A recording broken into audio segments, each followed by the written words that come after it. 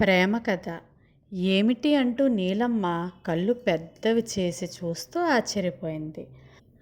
కందగడ్డలా ఎర్రబారిన ముఖంతో నిజమేనా అంది మళ్ళీ. గంగిగోవులా ఎదురుగా నిలబడిన శాంతమ్మ తప్పు చేసిన దానిలాగా తల వంచుకొని అవునన్నట్లు తల ఊపుతూ నిస్సహాయంగా నిట్టూర్చింది కూడా. ఆవిడే పెళ్లి కూతురు తల్లి. నీలమ్మ విసురుగా మాటల తోటాలు వదిలింది. నా కొడుకు మీ అమ్మాయినే చేసుకుంటానని అనడమే నాకు విడ్డూరంగా అనిపించింది.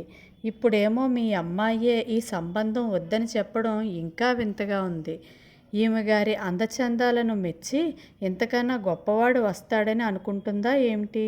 అంతలోనే ఎవరూ ఊహించిన విధంగా అప్పుడే పెళ్లి చూపుల తతంగం ముగించిన అమ్మాయి లోపల గది నుంచి వాళ్ళు కూర్చున్న చోటుకు వచ్చి నీలమ్మ వైపు చూస్తూ ధాటిగా చెప్పింది.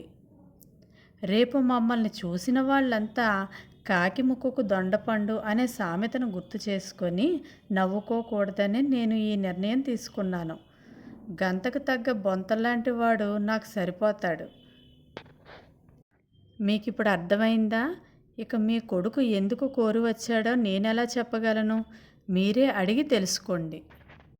ఆ అమ్మాయి ఆ 2 మాటలు గబగబా చెప్పేసి ఒక్క నిమిషం కూడా అక్కడ ఆగకుండా లోపలికి రివ్వుమని వెళ్ళిపోయింది. నీలమ్మ కొడుకు వైపు చూసి బాగానే అయ్యిందిగా, ఇక వెళ్దాం పద అంటూ లేచి నిలబడింది. అతని తల్లితో ఒక్క నిమిషం ఉండమ్మా అంటూ ఆ అమ్మాయి వెళ్ళిపోయిన గదివైపుగా వెళ్ళి 2 నిమిషాల్లో తిరిగి వచ్చాడు. చిరునవ్వుతో ఆ అమ్మాయి పెళ్ళికి అంగీకరించిందమ్మా. ఇక పెళ్ళి ఎప్పుడు ఎక్కడ లాంటి విషయాలు మీ పెద్దవాళ్ళు నిదానంగా మాట్లాడుకోవచ్చులే అన్నాడు.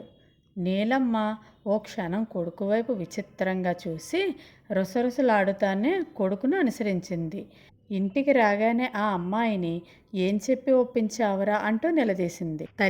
తల్లి కోపం చూసి విశ్వం నవ్వేశాడు. గంతకు తగ్గ బొంతలా మారడానికి నేను నా రూపురేఖల్ని ఎలా మార్చుకోవాలో చెప్పమని ఆ అమ్మాయిని సలహా అడిగాను. నా వైపు ఆశ్చర్యంగా చూసి నేను ఏదో ఉద్యోగం చేసి బాగా సంపాదిస్తున్నానని అనుకుంటున్నారేమో. నాది చాలా చిన్న ఉద్యోగం, అది కూడా పెళ్లి తర్వాత మానేస్తానని చెప్పింది. నేను నాకేం అభ్యంతరం లేదు అని అన్నాను. ఉద్యోగం చేయడం మానడం అనేది పూర్తిగా తన ఇష్టమేనని చెప్పేశాను. అప్పుడు అమ్మాయి సరే అంది.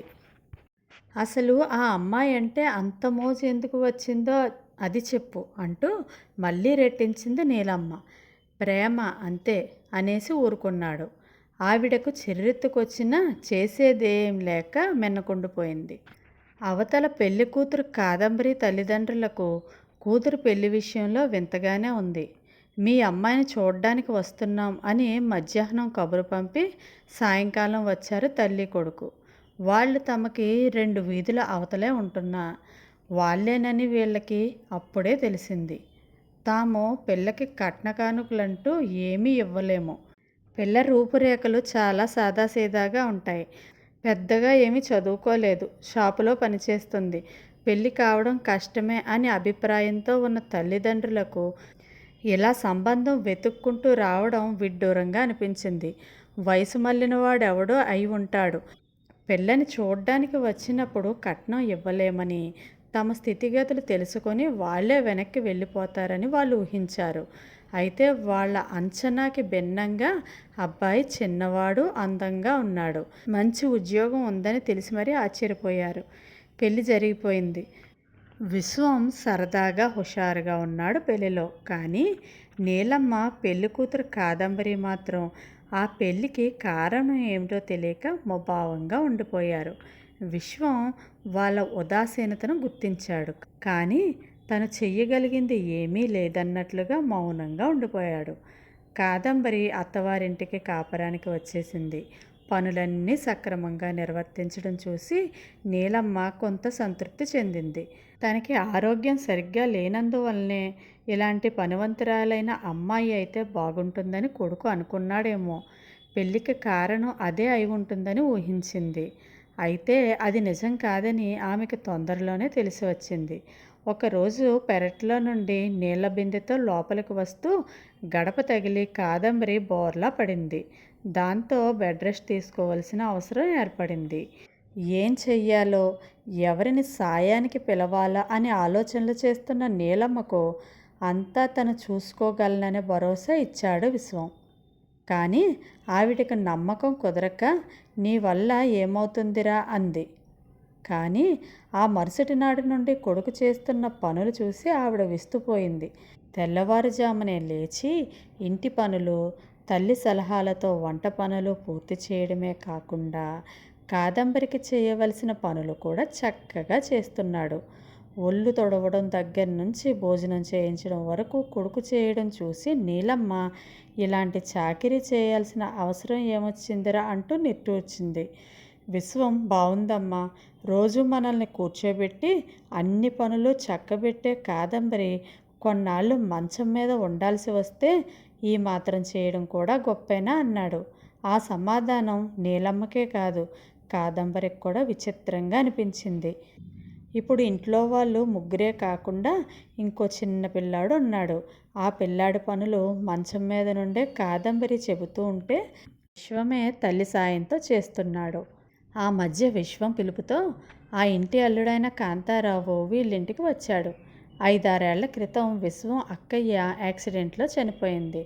కాంతారావుకి మళ్ళీ పెళ్లి చేయాలని అతని వాళ్ళు ప్రయత్నాలు చేస్తుంటే చాలా సంబంధాలు అతను 3 ఏళ్ల కొడుకును చూసి వెనక్కిపోయాయట. ఈ విషయం తెలిసిన విశ్వం అతనిని ఒకసారి పిల్లాడిని తీసుకురమ్మని పిలవడం జరిగింది. అతను వచ్చిన రోజున నీలమ్మ ఎవరో దగ్గర బంధువులను పిలిపించి ఆ పిల్లాడి పేరున వాళ్ళకున్న పొలంలో ఎంత పెడతారో పోషణ వివరాలు లాంటివన్నీ మాట్లాడుతూ ఉంటే కాదంబరి వాళ్ళ దగ్గరకు వచ్చి ముడుచుకుపోయి కూర్చున్న ఆ పిల్లాడిని తీసుకొని లోపలికి వెళ్ళబోయింది. నీలమ్మ కాదంబరితో ఏ విషయమూ తేలకుండా ఇంట్లోకి తీసుకెళ్తున్నావు ఎందుకు అని నిలదీసింది. వీడికి ఈ వయసులో కావలసింది అమ్మ లాలన మాత్రమే, అది నేను ఇవ్వగలను. ఇక ఆస్తిపాస్తుల వ్యవహారం మీ పెద్దవాళ్ళు చూసుకోండి, దానితో నాకేం సంబంధం లేదు.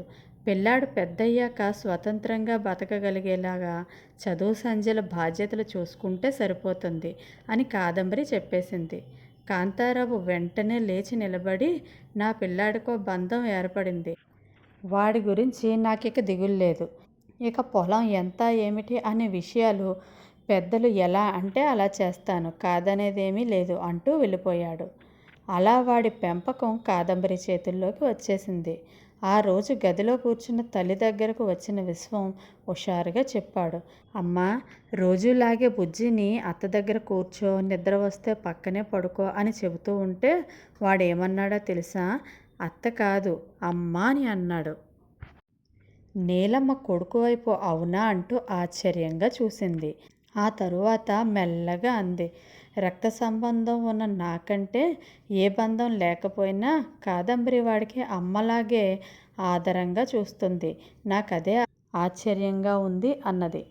విశ్వం చిరునవ్వుతో నేను అందుకే బావని పిల్లాడిని తీసుకురమ్మని పిలిచాను, అలాగే జరుగుతుందని నేను ఊహించానులే అన్నాడు. నువ్వు ముందే అలా ఎందుకు అనుకున్నావురా అంటూ కొడుకు వైపు నిశ్చితంగా చూసి ప్రేమ అని చెప్పి ఊరుకుంటావు కానీ ఏదో కథ ఉందనిపిస్తుంది, అది చెప్పు అంది. మళ్ళీ కొడుకు చెయ్యి పట్టుకొని లాగి తన పక్కన కూర్చోబెట్టుకొని చెప్పు అని మరలా అడిగింది. సరే చెబుతాలే అంటూ విశ్వం మొదలుపెట్టాడు. ఒకరోజు నా స్నేహితుడిని కలవడానికి వెళ్ళి తిరిగి వస్తూ ఒక పార్కులో కాసేపు విశ్రాంతిగా కూర్చుందామని ఓ సిమెంటు బెంచి చూసుకొని కూర్చున్నాను. సరిగ్గా ఆ బెంచికి అటువైపు 3 అమ్మాయిలు కూర్చున్నారు.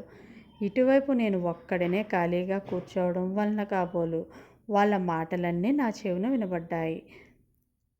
వాళ్ళ మాటల్ని బట్టి నాకు అర్థమైంది ఏమిటంటే వాళ్ళ ముగ్గురు ఒకే చోట ఉద్యోగం చేస్తున్నారు. ఆ రోజు వారానికి ఒకసారి వాళ్ళ ఓనర్కి ఇచ్చే జీతం డబ్బుని ఆ రోజుకి సెలవును తీసుకొని మరో చోట ఇంకో మంచి ఉద్యోగానికి ఇంటర్వ్యూకి వెళ్ళాలని అనుకుంటున్నారు. వాళ్ళు వస్తున్న దారిలో తుప్పల్లో పడి ఉన్న ఒక ఆవిడని చూశారు. మొహం నిండా రక్తచారికలతో కొన ఊపిరితో మూలుగుతున్న ఆవిడని చూసి వాళ్ళకి ఏం చేయాలో పాలుపోలేదు.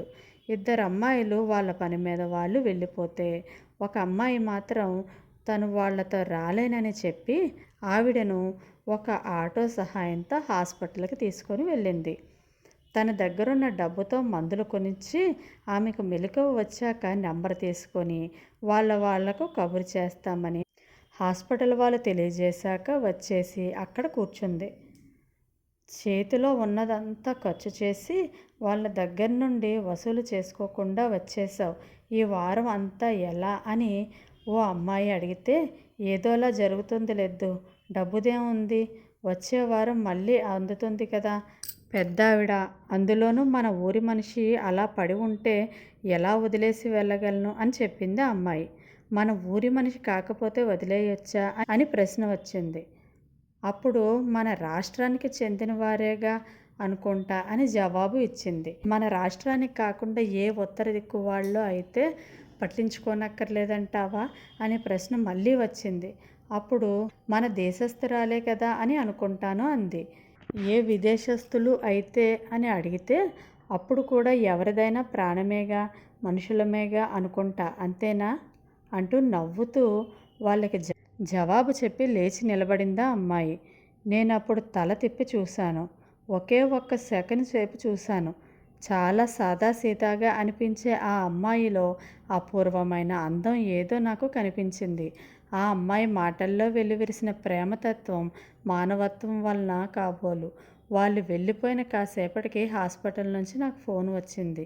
మీ అమ్మగారు ఎక్కడికో వెళ్తుంటే దొంగలెవరో మెడలోని గొలుసు కోసం గాయపరిచి రోడ్డువార తుప్పల్లోకి లాక్కెళ్ళి పడేసిపోయారు. ఎవరో అమ్మాయి చూసి ఇక్కడ చేర్చింది. ఇప్పుడే ఆవిడకి మెలకువ వచ్చింది అని చెప్పారు. పార్కులో ఆ అమ్మాయిలు మాట్లాడుతున్నది నీ గురించేనని నాకు అప్పుడు అర్థమైంది. ఆ తరువాత జరిగింది నీకు తెలిసిందే కదా అమ్మా.